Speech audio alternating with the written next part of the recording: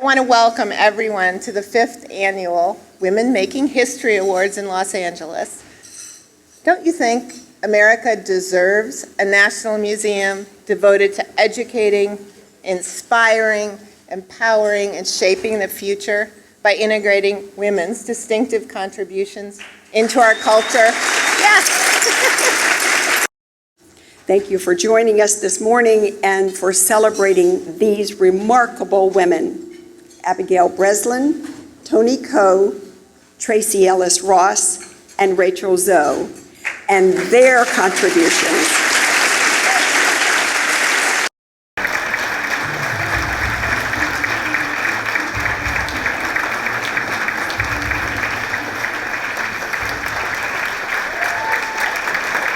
Every woman here today represents to me the embodiment of all the hard work, drive, dedication, and bravery of all the women that have struggled through history to be treated with dignity and respect.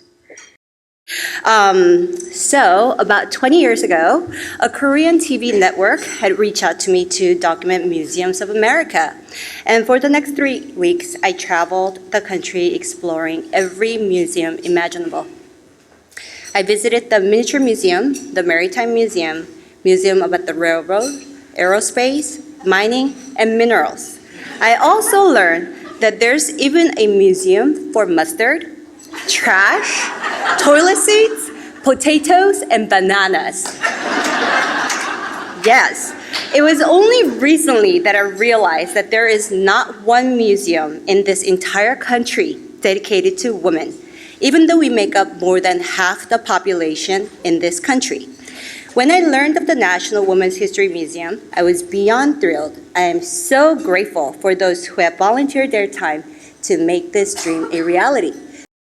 Rachel has been a fiercely loyal and loving friend through good times and bad times, and yes, there has been bad times. But most importantly, she is a friend to all of her girls. And I mean, she's the ultimate girl boss, but she's the ultimate girl squad. And I think, as a woman, and we celebrate, and I think we have to look in our past to celebrate these women of our future and how did they get there.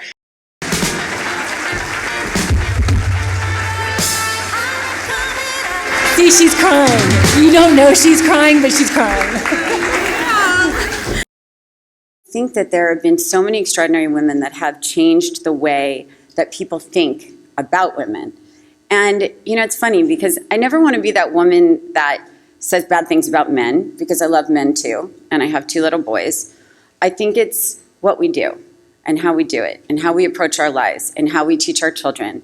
And for me, I think one of the most important things that we can do as women is teach our children how to, if they're boys, how to respect women and how to respect each other. But I think for the young girls out there, to build their confidence at a very young level, to teach them to be fearless, to teach them that they can do anything they want to do. They can absolutely do everything that boys and men can do. They can play sports, they can lift heavy things, they can, have world domination, Why not, right?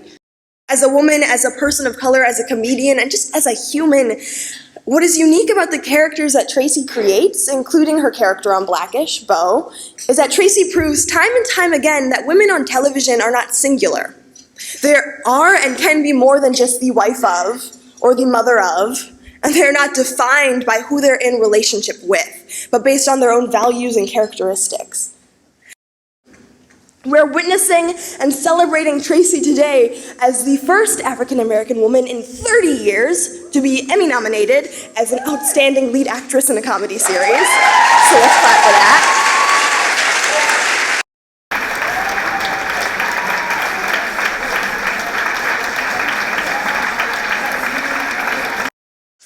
The fact that I am the first Black woman to be nominated in the category of lead actress in a comedy in 30 years is something to ponder.